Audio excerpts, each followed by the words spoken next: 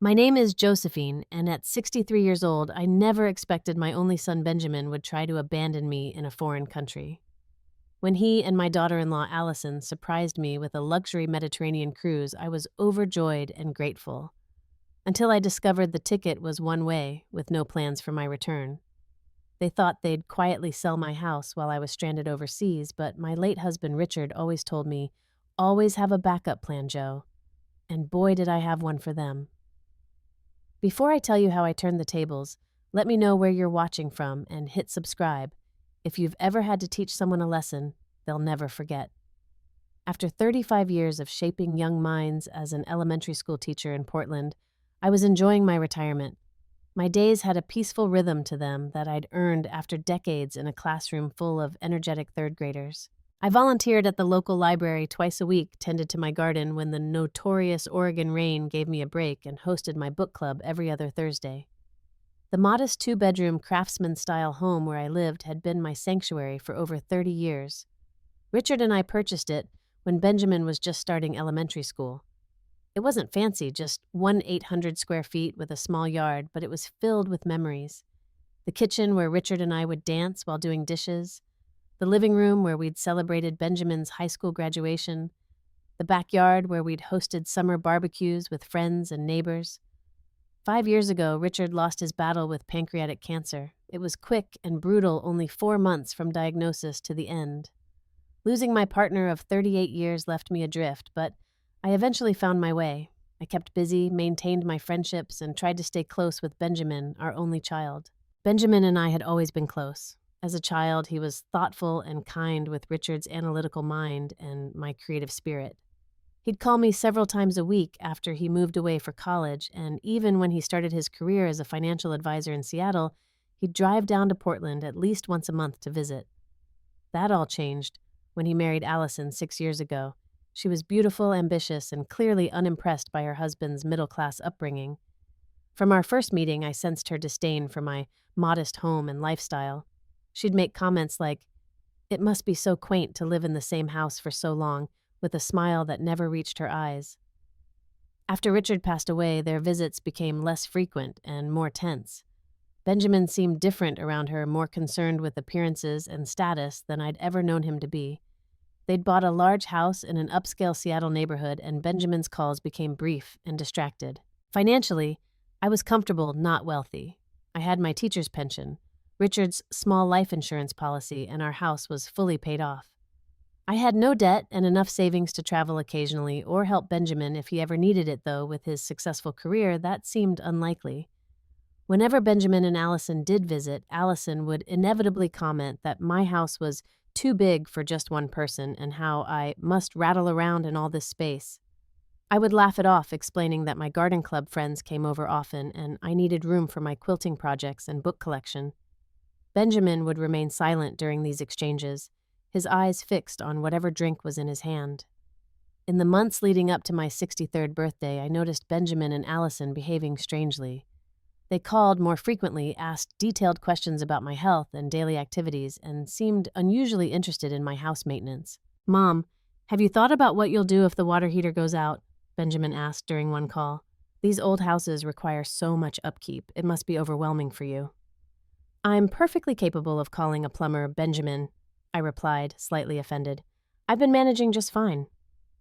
For my birthday, they insisted I come to Seattle for a celebration at their house.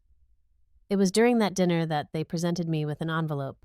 "Mom, we've been thinking about how hard you've worked your whole life and how you deserve something special," Benjamin said, glancing at Allison, who nodded encouragingly. Inside the envelope was a brochure for a luxury Mediterranean cruise, Athens, Santorini, Mykonos, Cyprus, and several ports I'd never even heard of. It looked absolutely beautiful. "We know how you've always wanted to see Greece," Allison added. "This is a 28-day cruise on one of the finest ships, all expenses paid." I was genuinely touched. Richard and I had always talked about visiting Greece someday, but we'd never gotten around to it before his diagnosis. "This is incredibly generous," I said, tears filling my eyes. "I don't know what to say." "Say you'll go, Mom," Benjamin urged. "You deserve this adventure." Looking at their eager faces, I agreed, not knowing what they were really planning. The weeks leading up to the cruise were a flurry of activity. Benjamin and Allison were surprisingly involved in my preparations, calling daily and even driving down to Portland several times to help me get ready. "You'll want to pack light, but bring enough for an extended trip," Allison advised as she went through my closet one Saturday. She pulled out all my best clothes, my most comfortable shoes, and even suggested I take my winter coat. The Mediterranean can get chilly, especially in the evenings. I thought her suggestions were excessive for a 4-week cruise, but I appreciated her help. When she recommended I bring all my jewelry, including the pearl necklace Richard had given me on our 30th anniversary and my grandmother's diamond earrings, I began to feel uneasy. "Why would I need my good jewelry on a cruise?" I asked. "You never know what elegant events you might attend," she replied smoothly, "and it's better to have options." Benjamin was equally insistent that I bring all my important documents. My passport, of course, but also my birth certificate, social security card, insurance policies, and even the deed to my house. "For safety," he explained when I questioned him, "you should have all your important papers with you in case something happens while you're gone." They also offered to look after my house during my absence. Benjamin suggested I give my neighbor a break from collecting my mail, saying he would drive down weekly to check on things. "We might even clean out some of your clutter while you're gone," Allison added brightly, as a surprise. The most unsettling suggestion came 3 weeks before my departure, when they recommended I consider giving away some furniture and belongings. "You've mentioned wanting to downsize eventually," Benjamin said. "This might be a good opportunity to start fresh." I laughed nervously. "I'm going on vacation, not moving out." Their exchange of glances did not escape my notice. My best friend Marge voiced her suspicions over coffee at our favorite cafe. Marge and I had taught at the same elementary school for 20 years, and she knew me better than almost anyone. "Doesn't it seem strange that they want you to take all your important documents and jewelry on a cruise?" she asked, stirring her latte. "And suggesting you give away furniture before a vacation, Joe, something isn't right. They're just being helpful." I defended, but doubt had taken root. "Has Benjamin mentioned anything about your return arrangements? Flights from Greece?" "How you're getting home?" Marge pressed. I realized he hadn't, despite my asking twice about the return journey. He'd been vague, saying only that everything is taken care of, and quickly changing the subject. My suspicions grew when I overheard Allison on her phone in my garden during their next visit. I was in the kitchen getting iced tea when I heard her say, "After she's gone, we can list it immediately. The market in Portland is hot right now." At dinner that night, Allison casually mentioned how my house would make a perfect rental property, with just a few updates. "The rental income could supplement your retirement," she suggested. "You could live anywhere with that kind of passive income." I smiled and nodded, but inside, alarm bells were ringing. The final confirmation came 2 weeks before the cruise, when I returned home early from shopping because I'd forgotten to bring my medication list for the pharmacy. I was surprised to see Benjamin's car in my driveway, since he and Allison had said they were going to visit a friend while I ran errands. I entered quietly through the side door and heard voices in the living room.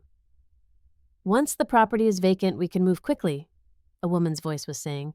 "The location alone will attract multiple offers." I peered around the corner to see Benjamin and a woman with a real estate company portfolio spread out on my coffee table. They were discussing listing prices and market comparisons for my neighborhood. I retreated silently and left through the side door, my heart pounding. Something was very wrong, and I needed to find out what before I got on that cruise ship. "What was a real estate agent doing in my house?" I demanded later that evening after their friend had left and they'd returned from their supposed visit. Benjamin looked startled, then composed his features quickly.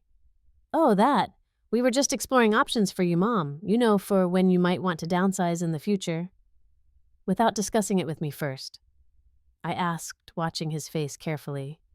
"We wanted to surprise you with information after your trip," he said smoothly. "No decisions would be made without you." I pretended to accept this explanation, but I was now on high alert. The next morning, after Benjamin and Allison left for breakfast with their Seattle friends, I began investigating in earnest. Benjamin had left his briefcase in the guest room. I'd never invaded my son's privacy before, but fear overrode my scruples. Inside, I found a folder with my cruise documents.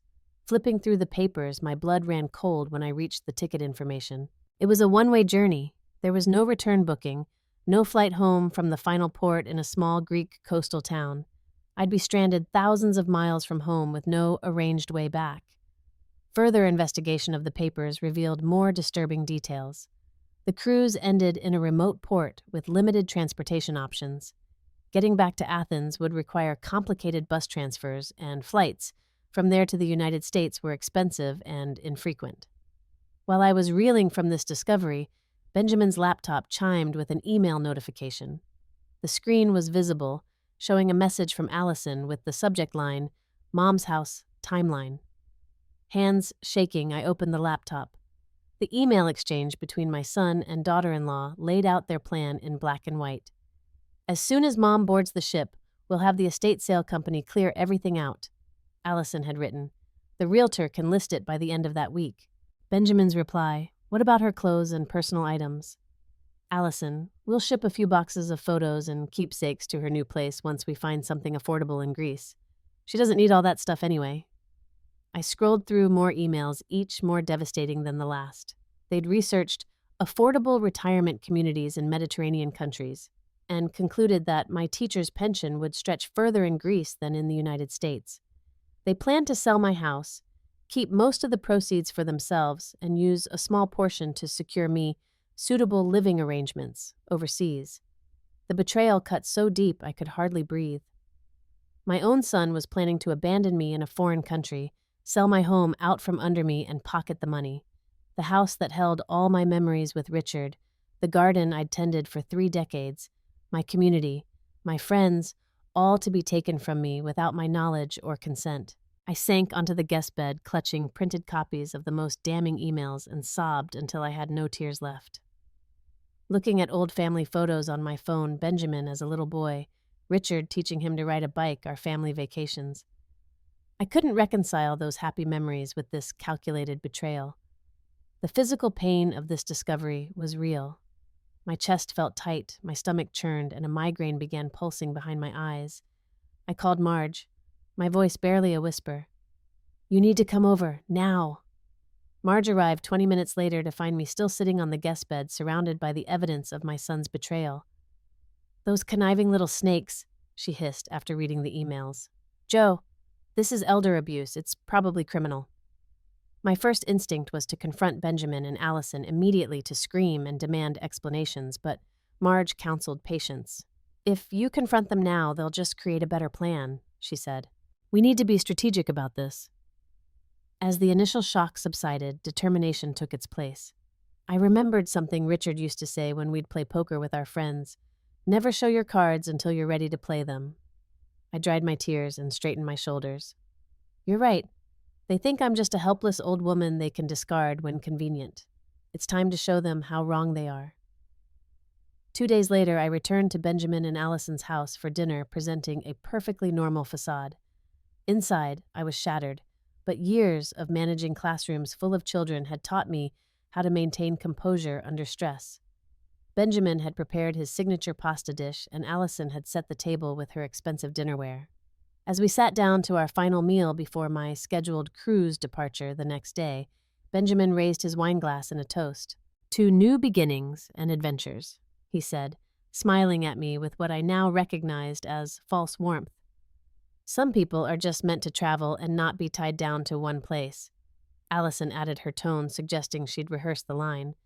I smiled and clinked glasses with them, noting how eager they seemed, how they kept exchanging glances when they thought I wasn't looking. "We'll drive you to the airport tomorrow," Benjamin announced. "No need to arrange a taxi or trouble your friends." "That's so thoughtful," I replied, cutting my chicken into precise pieces, though Marge offered to drive me. "No, we insist," Allison said quickly. "We want to see you off properly."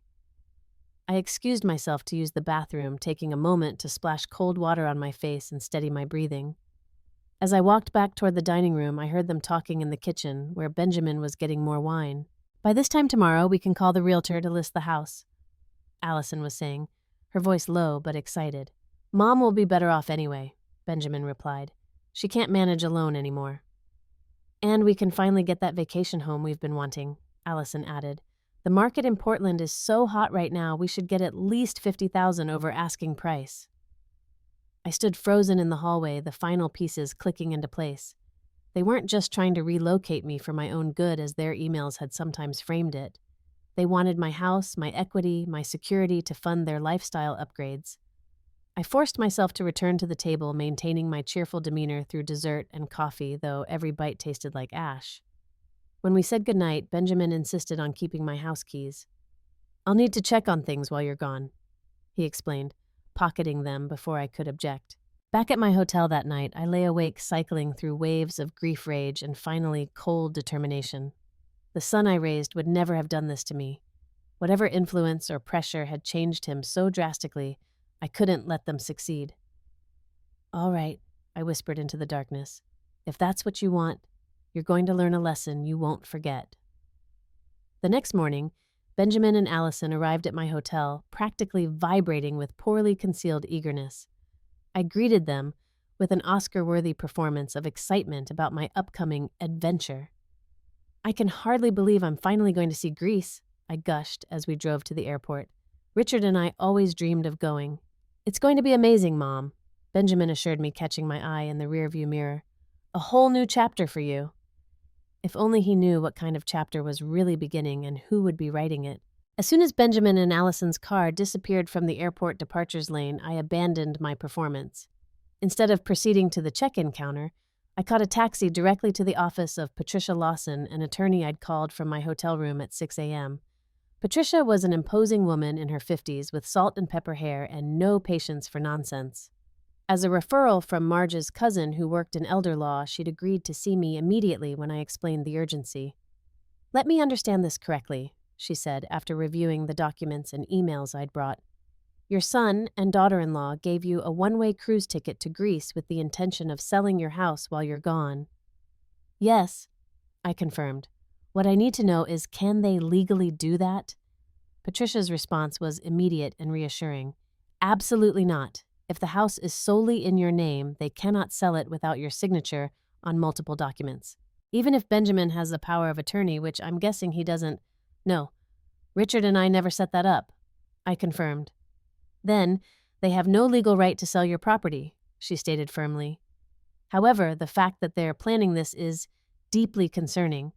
It suggests they might attempt other methods to gain control of your assets." Over the next 2 hours, Patricia helped me develop a comprehensive plan to protect myself. We filed temporary restraining orders preventing Benjamin and Allison from entering my property.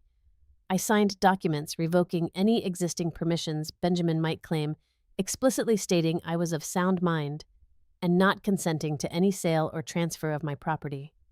From Patricia's office, I went directly to a locksmith who agreed to change all my locks immediately. By that afternoon, I had also arranged for a security company to install cameras covering all entrances to my house. My next stop was my bank, where I met with the manager, Mr. Torres, whom I'd known for years. "I'd like to review all access to my accounts," I explained. What we discovered was chilling. 2 months earlier, Benjamin had been added as a signatory to my main savings account, something I had no recollection of authorizing. Mr. Torres pulled the paperwork, and while the signature looked similar to mine, I knew immediately it was forged. "This is not my signature," I stated firmly. Mr. Torres's expression darkened. "Mrs. Peterson, this is a very serious matter. Would you like to file a fraud claim?" "Yes," I said without hesitation. "And I want to open new secure accounts immediately with enhanced security protocols." By the end of that day, Benjamin's access to my finances was completely severed, and my money was secured in new accounts with additional verification steps required for any withdrawals or changes. I also visited a travel agency to inquire about the cruise I was supposed to be taking.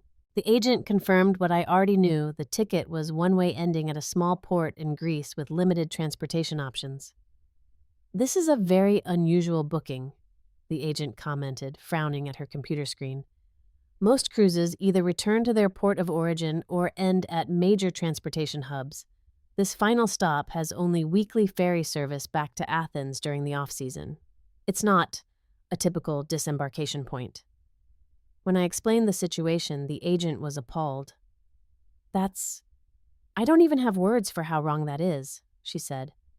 Would you like me to cancel this booking and perhaps arrange a proper round-trip vacation for you instead? Not yet, I replied. I need to maintain the appearance that everything is proceeding as planned. I spent the next 2 days creating a careful paper trail. I filed reports with the Elder Abuse Prevention Office, documented all the evidence of Benjamin and Allison's scheme, and prepared legal consequences should they attempt to proceed with their plan. Marge helped me move my most precious belongings, jewelry, photos, important documents, and irreplaceable keepsakes to her house for safekeeping. We also alerted my neighborhood watch captain, a retired police officer named Bill, about the situation. No one gets into your house without your explicit permission, Bill assured me. We'll keep an eye out 24/7. The night before I was supposed to depart, Benjamin called. Just checking that you're all packed and ready, he said, an undercurrent of tension in his voice. Do you have everything? Remember to bring all your important papers? Everything's taken care of. Don't worry about a thing, I replied, allowing no hint of my knowledge to color my tone. I'll see you both in the morning. The morning of my supposed departure dawned bright and clear. Benjamin and Allison arrived in Benjamin's SUV, which seemed unnecessarily large for just my luggage. We thought you might have a lot to bring, Allison explained with a tight smile when I commented on the vehicle choice. Several of my neighbors happened to be outside as we prepared to leave, coming over to wish me a wonderful trip. These neighbors, all part of my plan, made a point of mentioning they'd be watching my house closely and checking in regularly, noting with satisfaction how Benjamin and Allison exchanged concerned glances. The drive to the airport was filled with tense conversation, primarily led by Allison, who seemed eager to fill any silence. You're going to absolutely love Greece, Josephine, she gushed.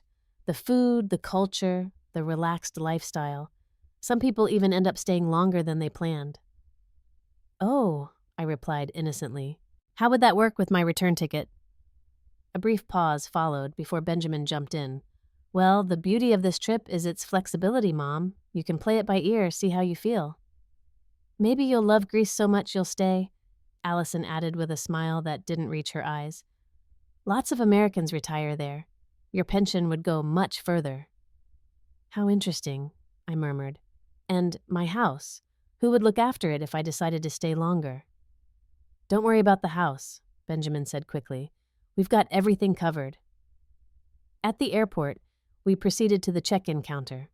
After receiving my boarding pass, I excused myself to use the restroom, telling them I'd meet them at the security checkpoint in 20 minutes. Instead of going to the bathroom, I went to the airport security office where I had arranged to meet Officer Ramirez. I had contacted the airport police the previous day to explain my situation, and they had agreed to have an officer available. When I returned to the terminal, Benjamin and Allison were frantically searching for me, relief washing over their faces when they spotted me approaching. There you are, Benjamin exclaimed. We were getting worried. Your flight board's in 30 minutes. About that, I said calmly, I have decided not to go after all. Their expressions would have been comical under different circumstances. Shock, confusion, and then poorly disguised panic. What? But, Mom, everything's arranged, Benjamin sputtered. The cruise, your cabin, all the excursions. But we've already made arrangements, Allison blurted, then immediately seemed to regret her words. Arrangements?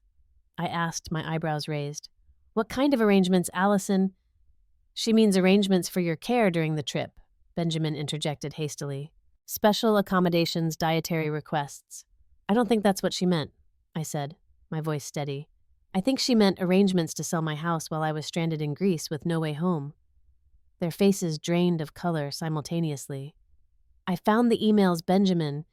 I continued, pulling a folder from my purse. I know everything. The one-way ticket, the real estate agent, your plans for my money, how you were going to ship a few boxes of my belongings to some affordable retirement facility in Greece, while you used the proceeds from my house to buy yourselves a vacation home. Allison recovered first, her tone defensive and sharp. You were snooping through our private emails. How dare you? How dare I repeated, my voice rising slightly. How dare you plan to abandon your mother in a foreign country and steal her home? Benjamin attempted damage control. Mom, you're misunderstanding. We were just trying to help you. You're getting older, the house is too much for you to manage. Stop lying. I cut him off. I have copies of every email, every document. I know exactly what you were planning. Our increasingly heated exchange was drawing attention from nearby travelers. A security officer approached his expression concerned. Is everything all right here? He asked, looking between us. Everything's fine, Benjamin said quickly. Just a family disagreement. Actually, I said, I'd like to report an attempted elder fraud. These individuals were planning to strand me overseas and sell my property without consent. The officer's expression hardened as he looked at Benjamin and Allison. Perhaps we should continue this conversation in the security office. After a brief but intensely uncomfortable interaction with airport security during which Benjamin and Allison tried to frame everything as a misunderstanding, we were released with a warning. The drive back to Portland was conducted in humiliated silence, Benjamin white-knuckling the steering wheel, Allison staring fixedly out the window. When we arrived at my house, they discovered the first consequence of their betrayal. My key isn't working, Benjamin said after struggling with the lock. I stepped forward with my new key. That's because I changed the locks, I explained, opening the door to reveal a security panel that hadn't been there before, and installed a security system. I think you'll find your keys no longer work for anything connected to my life. In the weeks that followed, I reclaimed not just my security, but my power. I contacted the cruise line and explained the situation, and they refunded a significant portion of the fare directly to me since I was the listed passenger. I used that money to book a legitimate 2-week Mediterranean cruise with Marge, one that departed from and returned to the same port with proper arrangements for our travel home. During our actual vacation, I made sure to send Benjamin and Allison daily photos of Marge and me enjoying ourselves at various Greek islands, archaeological sites, and beachfront restaurants.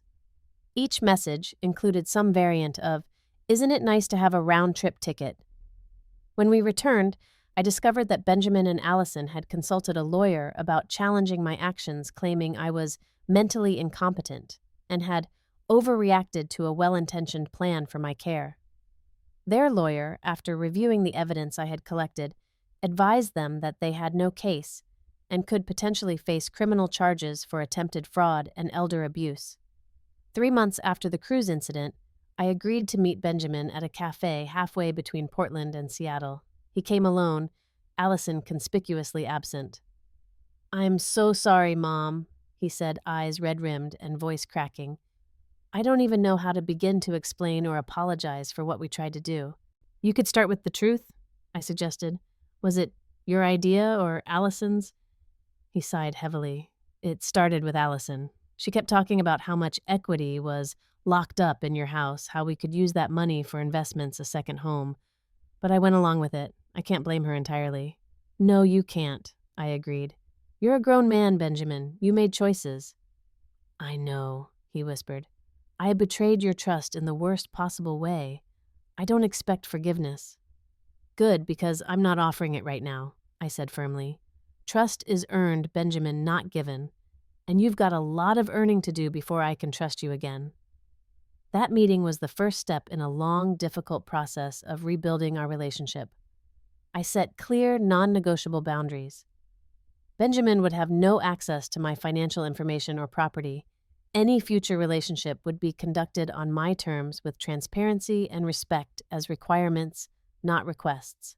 Over the following months, Benjamin seemed to undergo a genuine transformation.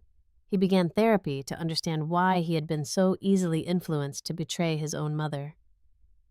6 months later, he separated from Allison after discovering she had been manipulating their finances as well.